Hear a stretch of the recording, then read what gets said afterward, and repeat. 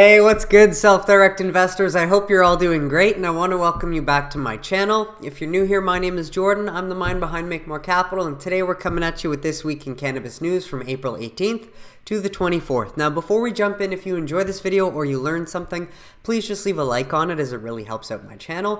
And then, of course, if you want to learn how to take advantage of this generational investment opportunity, subscribe below so that you don't miss any future videos, but then there's plenty of content for you to go back, rewatch, and educate yourself with.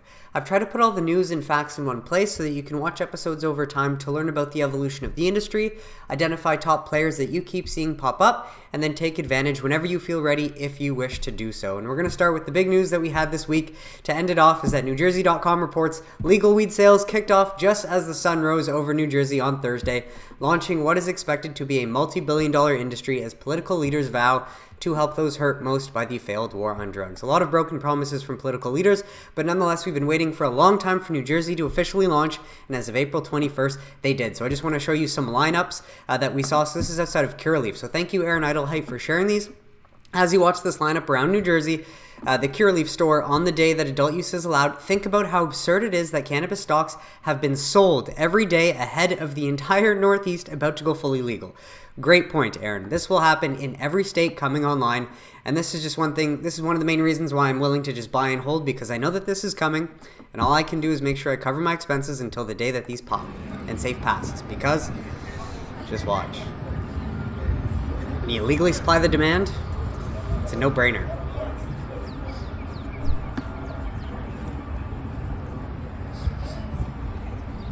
Literally can't park anywhere. Gotta park almost on the highway.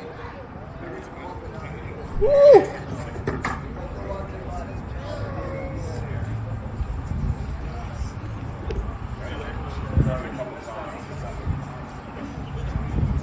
Holy shit. I don't know what time this was recorded at, but it was posted at 9:10 a.m. April 21st. Like, the line just keeps going.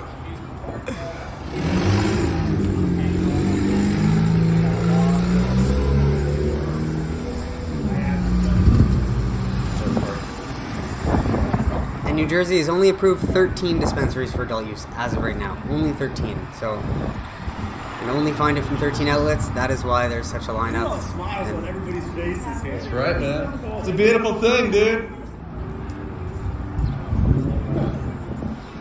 It certainly is. So that is the first one from Curaleaf. So thank you, Aaron Idlehite, for sharing that one. While he also shared this one. So again, I don't know exactly what time this was filmed at, but it was posted at around 10 a.m.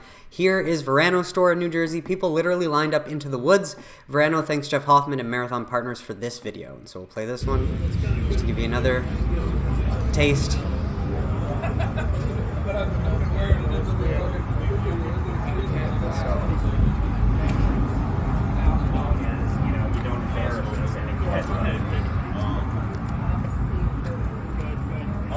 Registered, but now it's no. This is incredible. There is no.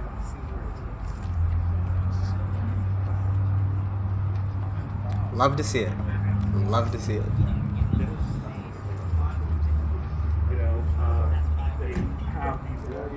So I was looking forward to these videos to be put out on April 21st once they launched, and I'm not disappointed with what we've seen. And so I just wanted to share this one from Green Giants Fund. It's a prime example of some of the rough napkin math you can do once you understand these businesses a little bit better and understand the factors that they look for and that they use in order to project some of their future revenue that might be coming in. So this is in response to a tweet from Abner Curtin, who I believe is the CEO of Ascend Holdings. And so he tweets, 421 is the new 420 in New Jersey. Today will be historic as Ascend Holdings is ready. Almost all 1,200 appointments for our Rochelle Park store are already sold out.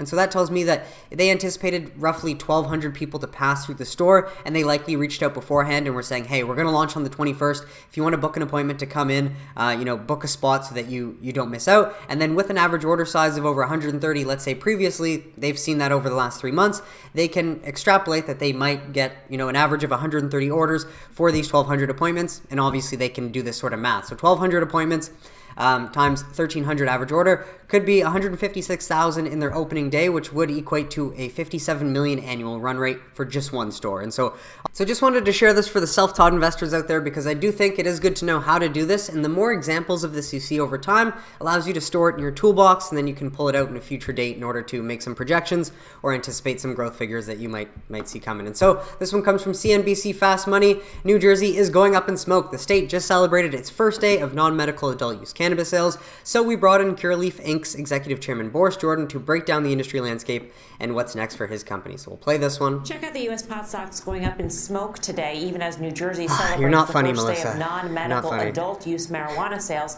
Adults 21 and over can now purchase up to 1 ounce of cannabis good from job, New retail Jersey. locations across the state. For more, let's bring in Curaleaf executive chairman Boris Jordan, live from the Benzinga Cannabis Conference in Miami. Boris, great to have you with us. So Curaleaf currently operates 3 locations in New Jersey. So what are you seeing so far? I know it's just the first day. What are you seeing in terms of sales, and how big of a market is New Jersey going to be for you? Thanks, Melissa. Great to be here. It's a big day today in New Jersey. Yesterday we saw record sales in New Jersey for 420. Today we're seeing first day of adult use sales. We've serviced over 1,000 customers till now. We've still got a few more hours to go. You know, New Jersey is going to be a $2 billion market, $2 to $3 billion market. Not in the first year. We think the next 12 months will be about $1 billion.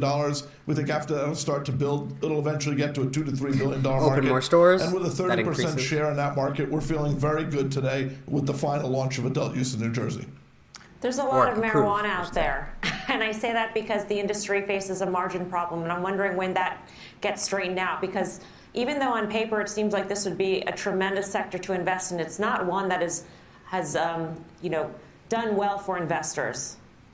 Yeah, but that's not really a margin problem at all. I mean, margins are great. I mean, where else in CPG do you get 25 to 50% annual growth with 30% EBITDA margins in the industry? I think the real problem is federal regulation, the fact that investors today just can't invest in the sector. 90% of the largest investors in the world, long onlys, the biggest investors today can't touch invest in U.S. cannabis stocks. And I think that's been the real problem, and we need the federal regulators to get on top of the issue.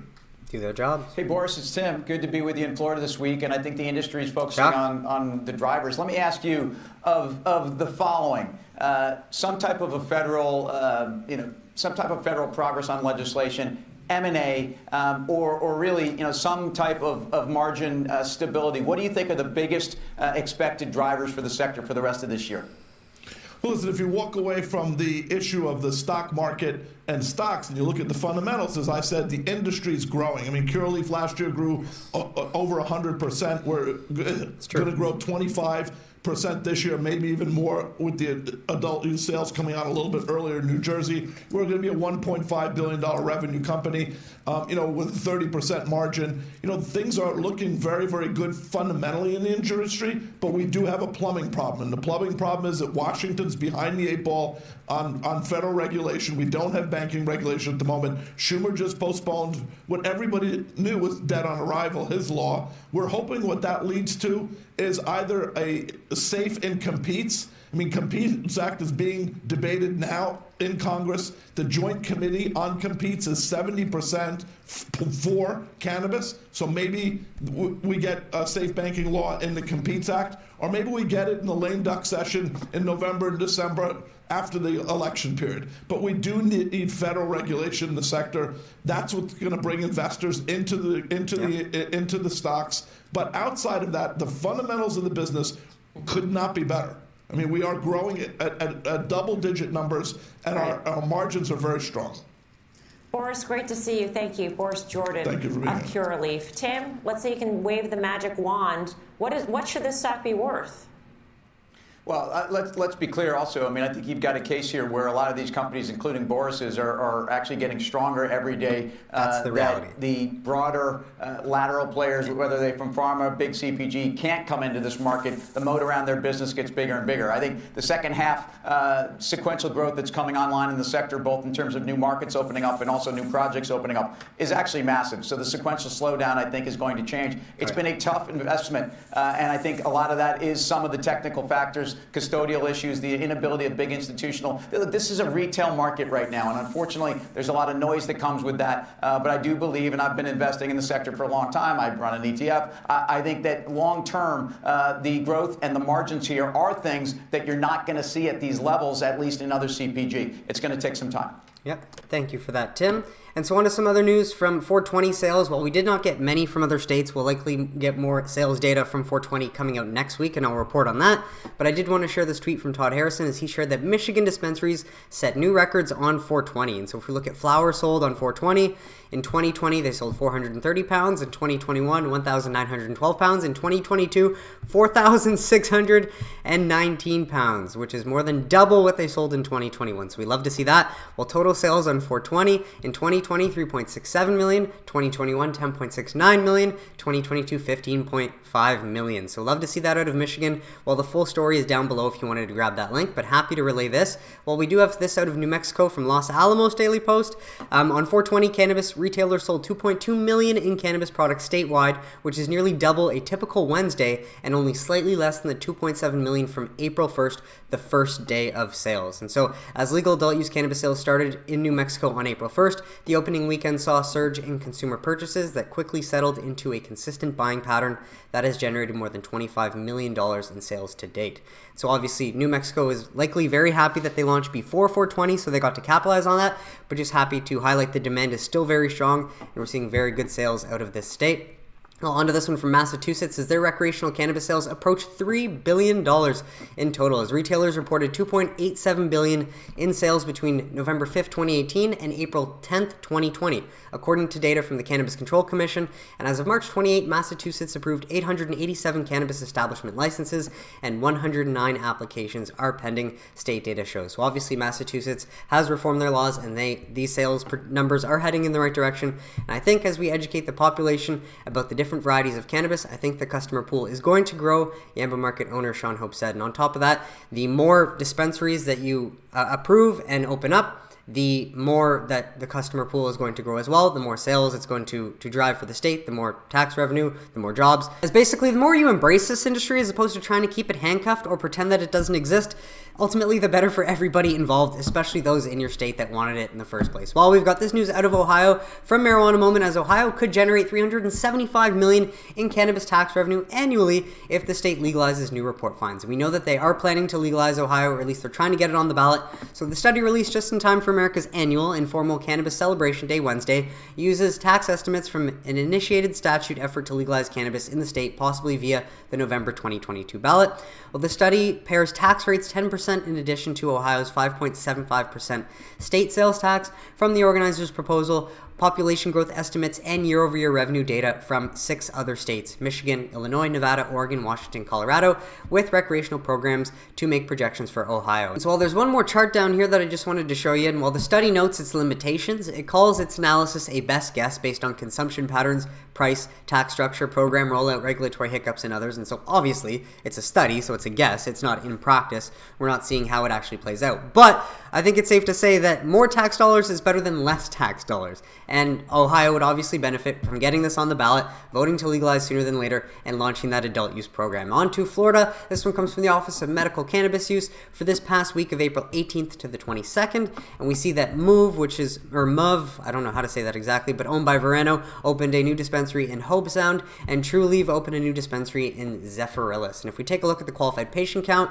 Florida increased their qualified patient count to 710,470 patients, which represents an increase of 2,537 patients from last week. So good to see that continuing to grow. Well, if we go down to look at the dispensations for April 15th to the 21st, we can see all the MSOs listed in the state and the number of milligrams of THC sold, milligrams of CBD sold, and ounces of smokable flower sold. So it looks like sales are strong across the board. Especially love to see this from Trulieve, but at the same time as well, you can check if you're invested in any MSO, whether they're maintaining or losing their market share week over week with these numbers. While wanted to share this one from Pierre Gilles, as this is just an updated Florida flower market share comp sheet. So as opposed to you having to do the work and checking week over week, we can just take a look to see which MSOs are leading the way. And obviously Trulieve seems to be holding number 1 down, Curaleaf number 2 in market share, All Med Florida which is Verano, number 3. Certera Wellness, I think, is Consortium, number 4. Liberty Health Sciences is Air Wellness, and then you can go down the list as well for more information. You can pause to read if you want to look at this more thoroughly. Otherwise, you can grab the link below if you wanted to save it somewhere. But onto the Safe Banking Act.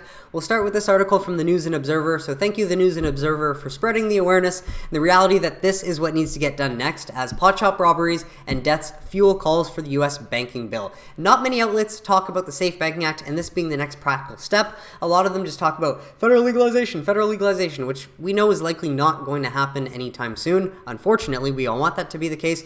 But the reality is when you don't get $25 billion off the streets, it makes America very unsafe, especially for those in this industry. So I'm not going to go through this, but just happy to share that this outlet is spreading more awareness on this issue. So you can grab the link below. But the good news is that this comes from Patty Murray, who is the Senate's third highest ranking Democrat. So this one comes from Tom Angle. Thank you, Tom, for sharing this. She says getting cannabis banking passed through the America Competes Act is one of her top priorities, noting it'll take much longer to work out broader legalization that Schumer is holding out for. And I think this is very positive because if she's the Senate's third highest ranking Democrat, chances are she's spoken to Schumer about this, and it's possible Schumer's saying, hey, Patty, we're going to hand the ball off to you, and you can take this as a victory for yourself. Now, that's just speculation, but I do think it's hard to imagine Patty Murray making this vocal push without Schumer's blessing, because obviously this would be good for the Democratic Party as a whole. But for some more information from this specific article, Senator Patty Murray sees a path to finally letting pot shops use banks. And so I wanted to share a snippet from here. The path Murray sees involves a conference negotiation between the U.S. House and Senate leaders on a pair of similar bills that aim to improve supply chain security and increase manufacturing, particularly for semiconductor chips. The House's version of the bill is called the America Competes Act, and it included the Safe Banking Act. The Senate version of the proposal is called the U.S.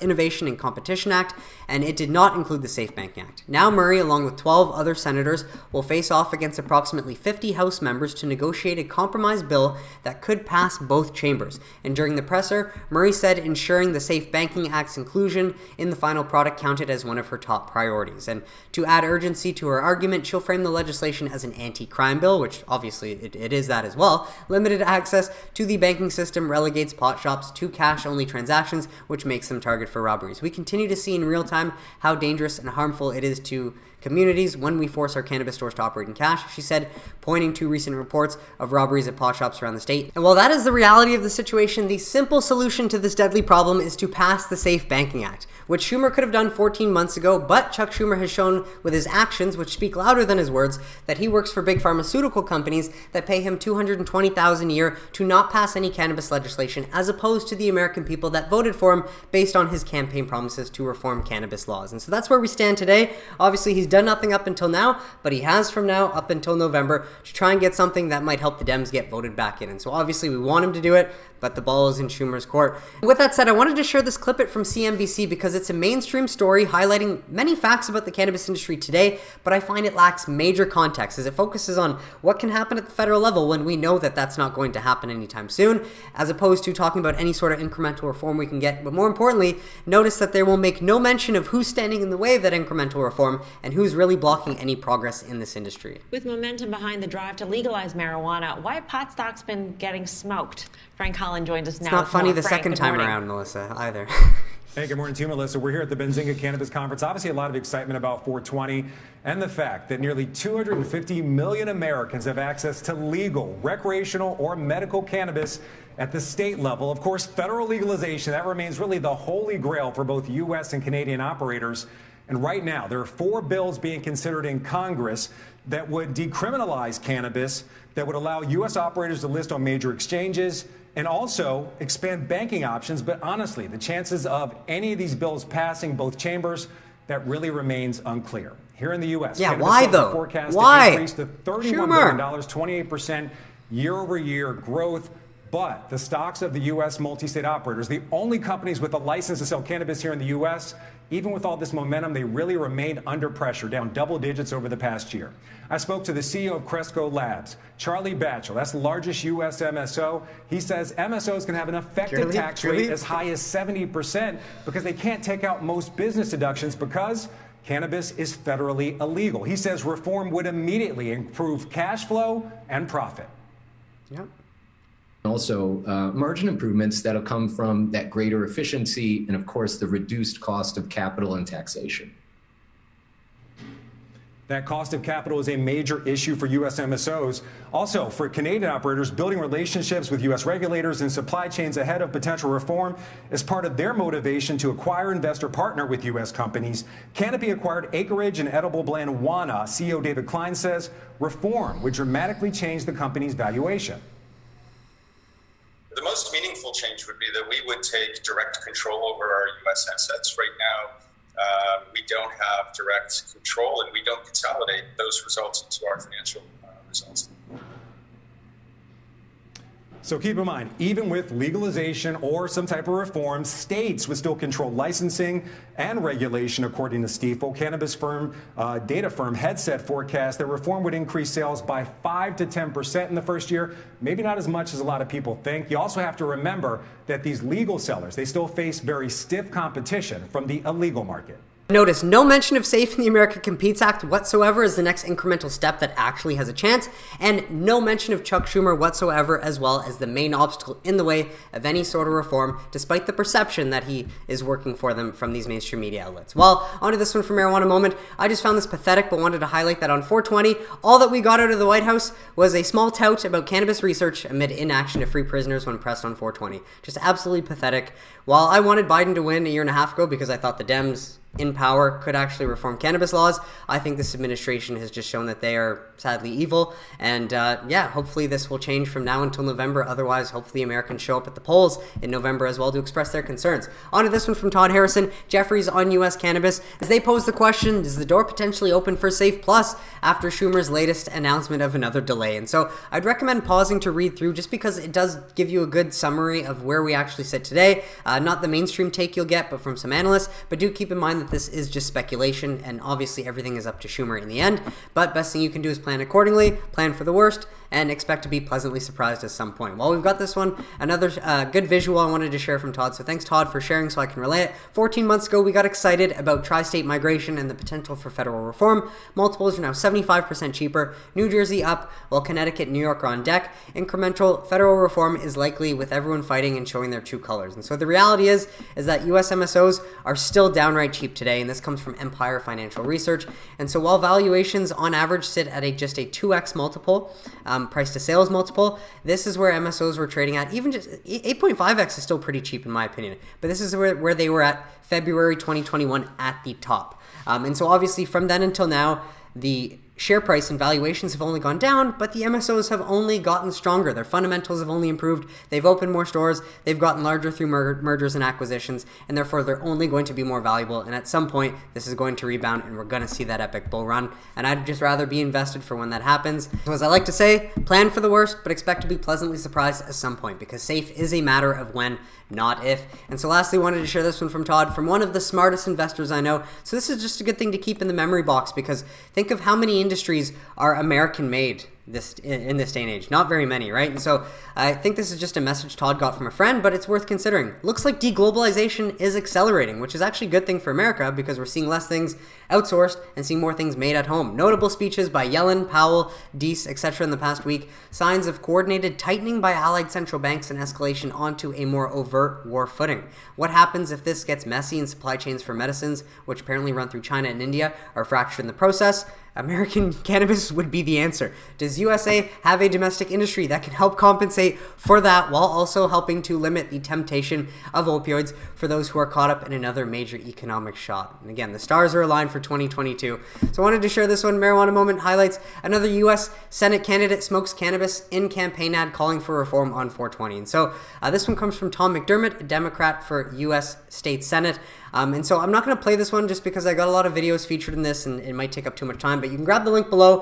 And I just want to share that it's not as good of a campaign video as Gary Chambers, as his was the first one smoking cannabis. His was much better than this one. But if you wanted to grab the link below, as he is running for Indiana, you can check that out just to watch his campaign ad. Well, I wanted to share this one from the Dales Report, as this is very interesting. Cannabis Schedule 1 designation challenged by lawfare in Nevada. So we do have a lawsuit trying to challenge the Schedule 1 designation, as in a lawsuit that will surely be followed closely by the cannabis investment community, the American Civil Liberties Union, ACLU of Nevada, is suing to remove cannabis Schedule 1 designation from the Nevada State Board of Pharmacy's list of Schedule 1 drugs. And so while this doesn't mean much right now, this could be big, because if we see a ruling where it's unconstitutional to have cannabis as a Schedule 1 based on the fact that it obviously is medicine and doesn't fall in line with any of the qualifications that make something a Schedule 1 drug. If successful, the decision could set an interesting precedent at the state court level and trigger a domino effect in other states and maybe at the federal level. So obviously that's optimistic thinking, but for a bit more information down here, the lawsuit alleges that despite the passage of the Nevada Medical Cannabis Act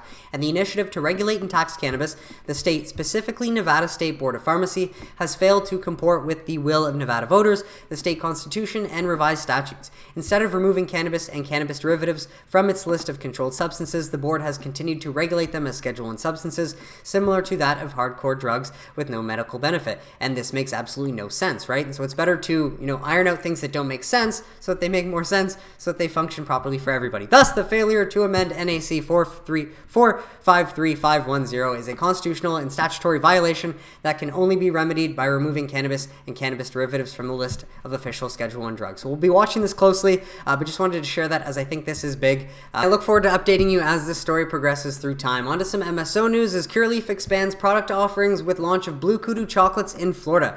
As they announced on Wednesday 4/20 that they will launch BlueKudu infused chocolates at all 45 Curaleaf locations in Florida.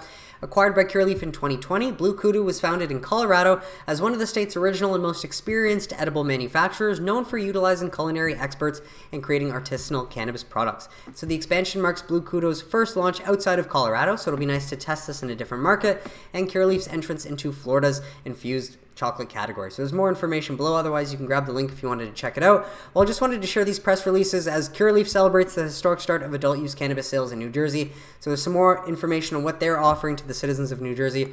Well, we've also got Columbia Care as they celebrate the historic launch of adult use sales at its 2 New Jersey cannabis dispensaries. This is a momentous time for the voters of the Garden State who have been looking forward to adult use sales, giving new meaning to the phrase "good things come to those who wait." So there's more information about what they're providing to the citizens of New Jersey, but I imagine all of the 7 MSOs that were approved to start selling are just very happy to finally have launched, and very happy with the results they're seeing as well. While cannabis maker seeks $38 million in tax breaks for new Ulster County production site, as the company that got approval in March to build a 380,000 square foot cannabis facility in Warwick has applied for a $38 million tax break for its projects and future businesses. If you don't ask, you might not receive. So good on Cresco trying to get some tax breaks where they can, as Cresco Labs' application to the Ulster County Industrial Development Agency asks for $28 million reduction in property taxes the Chicago-based pot producer would pay over 15 years to the town, county, and Ellenvale School District. That would cut the company's projected taxes over the time almost in half to $29 million, while Cresco is also asking the agency to waive $10 million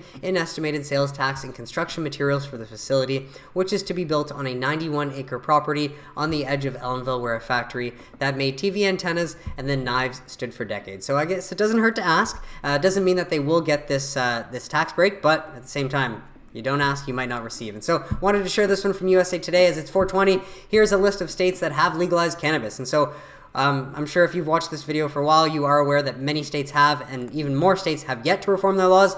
But of all the states that have legalized, we still see New York and Connecticut that have not launched their adult use program, but they do plan to launch that by the end of this year. Connecticut, at least by the end of 2022. New York, aiming for the end of 2022, but possibly early 2023. And it's worth remembering, Connecticut has a population of 3 million, while New York has a population of over 21 million, and so that's 24 million more Americans that will get access to legal cannabis, which will add organically to the total addressable market and add to the bottom lines and revenues for these MSOs that operate in the state, especially those that get a head start. And it's also worth noting that there's a midterm election in November, and so I know a few states, Maryland and Ohio, will likely get the question for voters on the ballot in 2022. And so while there's a big difference between officially legalizing and then launching the adult use program, we did see Arizona legalize November 2020 and then launch January 2021. And so it will be up to the states that might legalize in November of 2020 how soon they will launch their program afterwards, but obviously that will be good news for the cannabis plant, as cannabis will likely win another election, and we will see more states, change their laws adding to that total addressable market and adding to the eventual revenues that these MSOs will see over time. And so lastly, just wanted to share a few more interviews. I've not been able to watch this yet, but I do plan to watch today. But based on the comments, people have said, great interview, thanks for the information.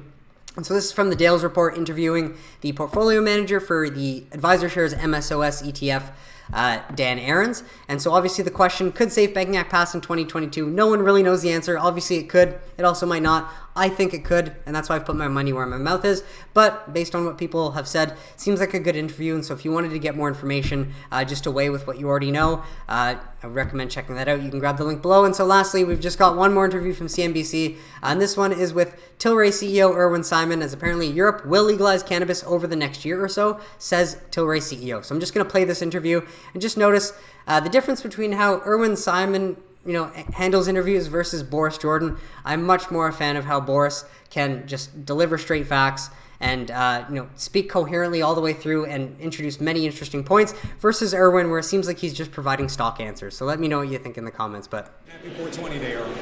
Good morning, Frank. How are you? Happy 420 Day. It's not Happy 420 Day. It's Happy 420. Come on. Celebratory day for people in the cannabis business. We're surrounded by a lot of your colleagues, CEOs, and things like that. But we do have to talk about the stocks. They've Hopefully certainly you can been hear under it. pressure over the last year, yours included. Your stock down today as well. With just the trend of state-level legalization, more people using and having access to cannabis than ever before. About 248 million people in the U.S. alone. Why do the stocks continue to be under pressure? So, Frank, good question. And you see how many people are here today. This conference was not around, 3-4 years ago. And you look at the interest that's here. You look at the interest that's in the cannabis world. You look how big the industry is. It's a $100 billion industry in the U.S. It's a $10 billion industry in Canada. We're in our infancy stages. And without the Safe Bank acting, you don't get institutions within your shareholder base. And I think what's important is this here. There's lots of confusion. I get asked every day, Irwin, how come you guys can't own MSOs or retail in New York now that's legalizing, or New Jersey? Because we trade on the NASDAQ, we trade on the Toronto Stock Exchange. So institutions are not owning cannabis stocks right now. We have over 400 million shares outstanding. Majority of our shareholders today are retail shareholders that are in and out. So I think the Safe Bank Act passing is important, and then ultimately shareholders understanding the benefits of cannabis and understanding the benefits of how they're going to make money. Listen, I see a huge industry here to really take off. That's true. Well, in all fairness, I think everybody sees the huge industry. And you're mentioning the Safe Banking Act. There's actually 4 reform bills being considered by Congress. Their path to pass, both chambers, really unclear. No, it's Schumer. The one that passed the House. It's not unclear. It's Schumer. Generally seems having no chance to pass in the Senate. Frank. But stocks are also valued on future earnings. At some point, we're going to see even greater state-level legalization and potentially federal legalization. Why aren't investors seeing that potential and buying your stocks now? Schumer. So, Frank, I put out there last year in July a $4 billion plan of how to get Tilray brands to $4 billion. And that's based on Canada, where it's legal both in adult use and medical. In the U.S. today, we own Breckenridge Distilleries, which is a bourbon business. We own Sweetwater Brewery, which is a beer business. We own Manitoba Harvest. In Europe, we sell within 20 countries today of medical cannabis. Europe will legalize over the next year or so. So we have a plan in place, and ultimately, we see legalization happening within the U.S. We will look to either buy, merge, or something, and have $1.5 billion, of sales within the U.S. So again, listen, there's no industry that hit the ground running, was profitable day one. What I want to build here is a consumer packaged good company built around cannabis brands, built around brands and spirits and beers that are adjacency to the cannabis industry. So I think most people's horizon for U.S. legalization is a bit nebulous. We really don't know, and there's no clear pathway towards it. One thing you mentioned is that you're listed on a major exchange, the New York Stock Exchange, the NASDAQ. Why not take your stock, which is already a Canadian company, off one of those exchanges, list in Canada, then you can buy one of those U.S. licenses and have access to the U.S. market? That's actually a good question. Great question. I get that asked many times, and a lot of times I get criticized because they don't. Listen, we'll trade 25, 30 million shares a day with retail investors, and today we can have institutional shareholders owning our stock. If I trade on the Canadian Stock Exchange, very little liquidity, and one of the things that's important, Frank, is you build out this industry, you build out Tilray, I still need to raise money. to do acquisitions, to pay down debt. In 2023, our fiscal year, which begins June, we'll be cash flow positive. So with that, I want us to be a NASDAQ company, a Toronto Stock Exchange company, where I can bring institutional shareholders in. I have a good float, and I have to raise money to be able to, afford my growth that I need in this company. So main takeaway, though, is that he's very confident that Europe will legalize over the next year or so. And while he says Europe, obviously it's an umbrella statement because it'll be individual countries within Europe, I would believe. But nonetheless, I'm still happy to own Tilray shares for the eventual re-rating. But just wanted to share that because you can contrast like Boris, Jordan, and then listening to Irwin and just seeing which one you feel like you get more honest, direct answers from, and which ones you feel like you're getting a bit of fluff. But nonetheless, that's it for today's episode, folks. I want to thank you so much for tuning in, and I really hope you got some value out of it. What did you think of the stories mentioned? Let me know in the comments if you have any questions or suggestions, and I'd be happy to address them. But besides that, if you enjoyed this video or you learned something, please just leave a like on it. Subscribe below if you don't want to miss any future videos, and I will catch you on Wednesday for a midweek update in the world of cannabis. Have a great weekend, everybody.